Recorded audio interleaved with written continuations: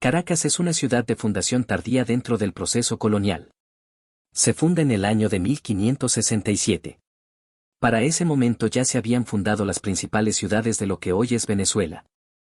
En 1498, Colón realizó el tercer viaje.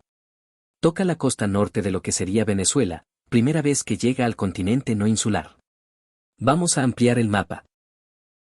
Divisa a la isla de Trinidad, llega a Macuro, en el extremo suroriental de la península de Paria. Desembarca allí el 3 de agosto de 1498, permanece 12 días, entablando buenas relaciones con los indígenas.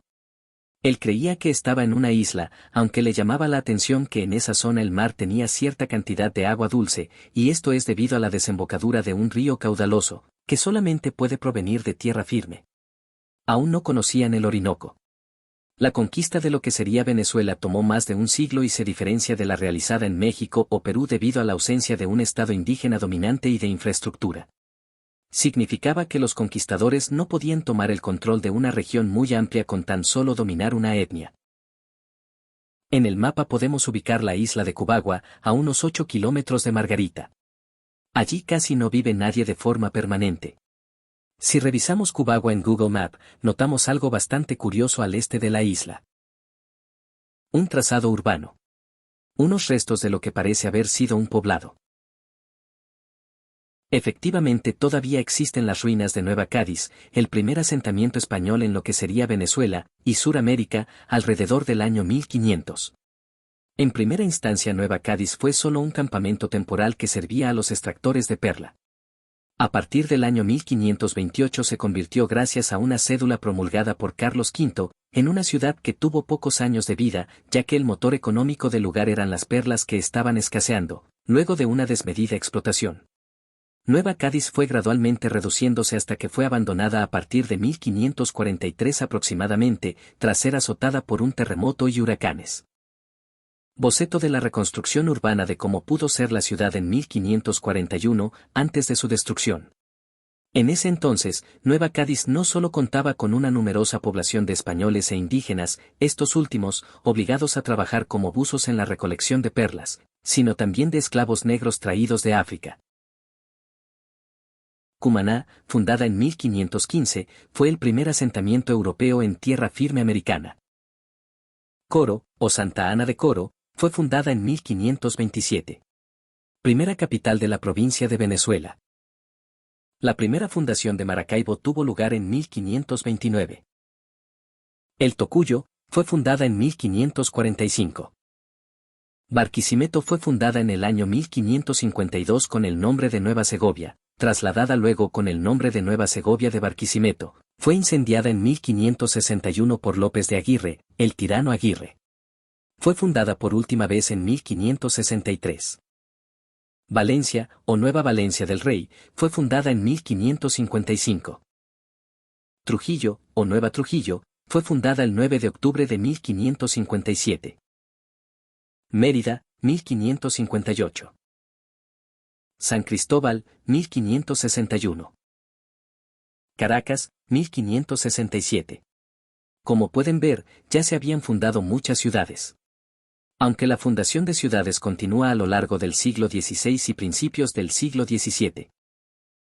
Antes de la fundación de Caracas, Francisco Fajardo, que era un mestizo hijo de español y de una india, intenta establecer un asentamiento en el Valle de Caracas, valiéndose de sus relaciones con los indios. Pero esas tentativas no tienen éxito. Luego pone una ranchería que fracasa. Hace un establecimiento en la costa que luego tiene que abandonar. Y es en el año 1567 cuando ocurre la fundación de Caracas. Viene una fuerza que ha partido del Tocuyo, enviada por el gobernador de la provincia de Venezuela, comandada por un oficial experimentado en la lucha contra los indígenas, Diego de Lozada, y funda la ciudad en un día que no conocemos. Se sospecha que debió ser el día del apóstol Santiago, por eso se conmemora el 25 de julio, porque era una costumbre de los conquistadores españoles de poner una referencia al santo del día, Santiago de León de Caracas, pero en realidad no se sabe con exactitud porque no existe ningún documento que lo confirme. La referencia escrita más antigua que tenemos es del gobernador Juan de Pimentel, cuya residencia oficial era en Coro, y se ha venido a Caracas que era una pequeñísima aldea, quizás atraído por el clima benévolo y la fertilidad de las tierras. Pimentel envía al rey de España una descripción de la ciudad y un pequeño plano que es un cuadriculado de 25 manzanas. Este primer plano de Caracas está fechado en 1578 y fue realizado en tinta china. En el centro está la Plaza Mayor, como era la costumbre española de ubicar la plaza al fundar una ciudad y desarrollar las calles y cuadras a su alrededor. Al inicio casi no habían casas. Cada manzana se dividía en 4 solares y se les asignaba a espacios de uso común como la iglesia o los futuros edificios gubernamentales y espacios a los conquistadores para que construyeran sus casas. En realidad se construyeron unas chozas y la población estaba sumergida en una extrema pobreza. No era muy distinto en las otras ciudades de la provincia de Venezuela. Y esa situación de pobreza se va a extender hasta el siglo XVIII. En el siglo anterior XVII, en un año llegaban 2 barcos a La Guaira, de modo que casi no había contacto con el mundo exterior. Esta situación cambia en el siglo XVIII por el desarrollo de ciertos cultivos como el cacao, el tabaco, el añil, del que se extraía un colorante azul muy apreciado, la exportación de mulas y cueros de res, y eso va a traer una cierta prosperidad y va a permitir que la ciudad crezca. De manera que a finales del siglo XVIII, Caracas ya tenía algo más de 30.000 habitantes, bellas casas de mampostería y ladrillos, tenía edificios, varias iglesias, etc. La casona Anauco fue construida por el capitán Juan Javier Mijares de Solórzano entre 1796 y 1797, diseñada como casa de campo dedicada al descanso, siembras de café, caña de azúcar y árboles frutales diversos. Fue usada como vivienda hasta 1950. La casa natal del Libertador está ubicada entre las esquinas de San Jacinto a Traposos, en la parroquia Catedral de Caracas. Es una casa ejemplo de arquitectura colonial, de un solo nivel, planta rectangular, zaguán y 2 patios. Ocupa una estrecha parcela de 23 metros de frente y 60 metros de fondo. En la segunda mitad del siglo XIX, la casa se había convertido en un depósito. En 1876 pasó a manos del Estado cuando el entonces presidente de la República, Antonio Guzmán Blanco, admirador de Bolívar, compra la casa. Vista de la casa a principios del siglo XX antes de la restauración. Después de la Guerra de Independencia y del terremoto de 1812, Caracas es una ciudad medio en ruinas, muchos de sus edificios no han podido ser reconstruidos por la inmensa pobreza, hasta 1870 en que llega al poder el general Antonio Guzmán Blanco, que tenía una gran admiración por lo que había hecho Napoleón III modernizando París. Así lucía el centro de Caracas a mediados del siglo XIX. Dibujo de Ramón Bolet, 1854. Antonio Guzmán Blanco no solo cambió la imagen de la ciudad, además la introdujo a la modernidad a través de la creación de hospitales, escuelas, el decreto de instrucción pública y obligatoria, el Instituto de Bellas Artes, la introducción del servicio telefónico entre Caracas y La Guaira, acueductos, el telégrafo, la luz eléctrica y el sistema de cañerías que por estar mal asesorado, fueron a dar al río Guaire. En 1883, Guzmán manda a demoler la iglesia de San Mauricio y en el mismo lugar construye la Santa Capilla, inspirada en su homónima de París.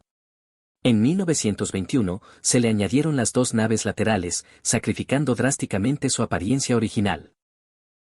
La Iglesia de la Santísima Trinidad de Caracas es una iglesia bicentenaria de Venezuela.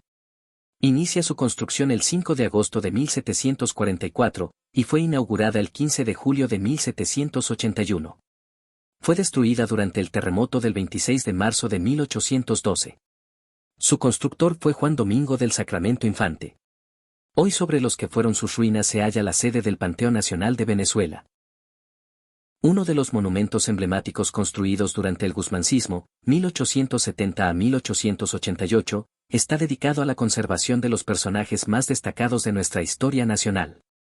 Se trata de la transformación de la antigua iglesia de la Santísima Trinidad. Este templo sufrió los embates del terremoto de 1812, quedando seriamente afectada su estructura. El 27 de marzo de 1874 por decreto del general Guzmán Blanco, la añeja estructura es convertida en el Panteón Nacional.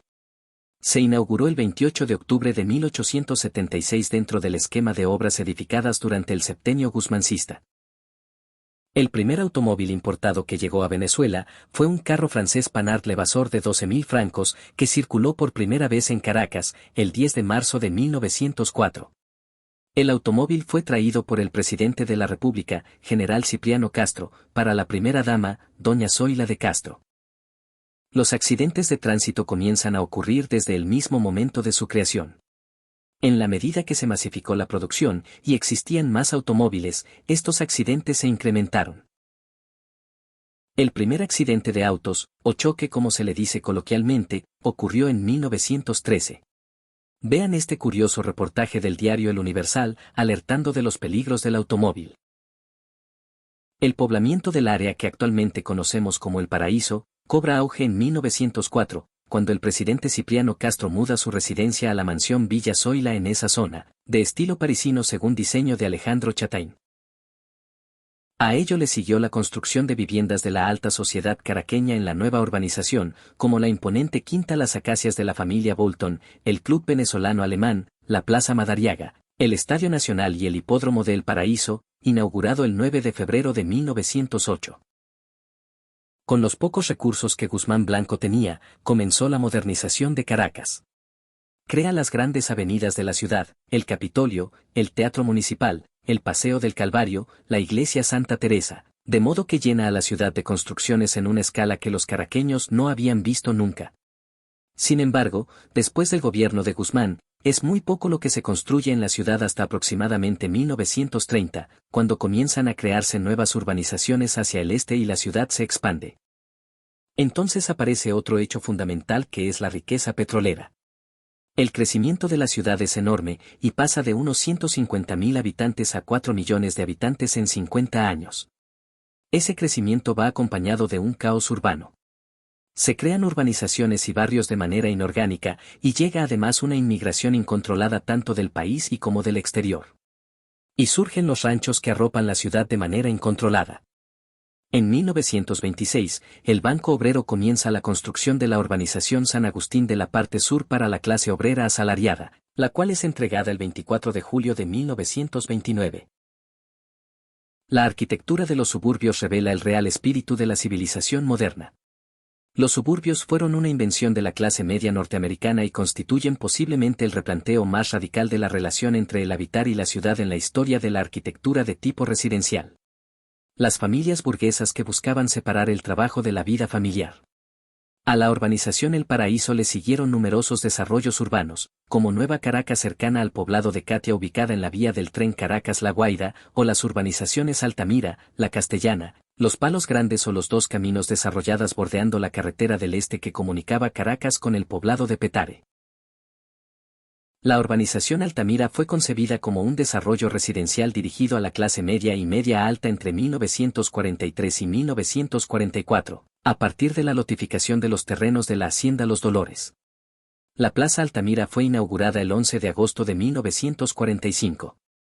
Posteriormente, en 1967 se oficializa el cambio de nombre de Plaza Altamira por Plaza Francia, luego de un convenio entre las ciudades de Caracas y París para tener una Plaza Francia en Caracas y una Plaza Venezuela en París.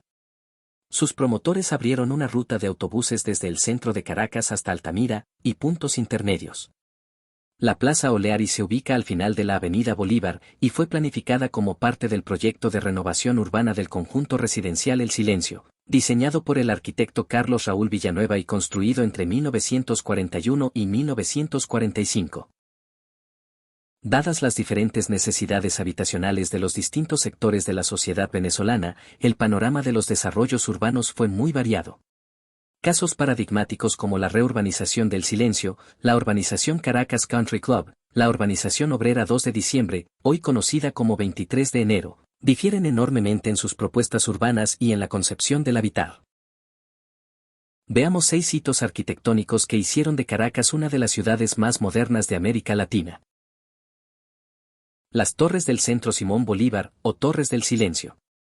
En este complejo en el centro de Caracas destacan 2 torres gemelas de 32 pisos que superan los 100 metros de altura. Fueron a mitad de los años 50 los primeros rascacielos de la ciudad y sirvieron para marcar la transición de un país rural a uno urbano y moderno, industrial y petrolero. Al Centro Simón Bolívar le siguió a fines de los años 50, el Helicoide, quizás el mayor exponente de la utopía de Caracas por lo que suponía el proyecto, por el hecho de que nunca pudo ser completado, y porque ahora esa astucia arquitectónica inacabada, es la sede del SEBIN, el Servicio Bolivariano de Inteligencia. Su construcción empezó a comienzos de los años 60. La idea era un edificio que sería el primer gran centro comercial de Caracas al que se accedería y por el que se transitaría en vehículo a través de las rampas que se prolongan por 4 kilómetros. En 1969, comienza la excavación de un complejo de 10 torres, originalmente 8 de viviendas, luego una de ellas se destinó a hotel y 2 de oficinas, que se concluye en 1983 y se convierte en emblema de la ciudad.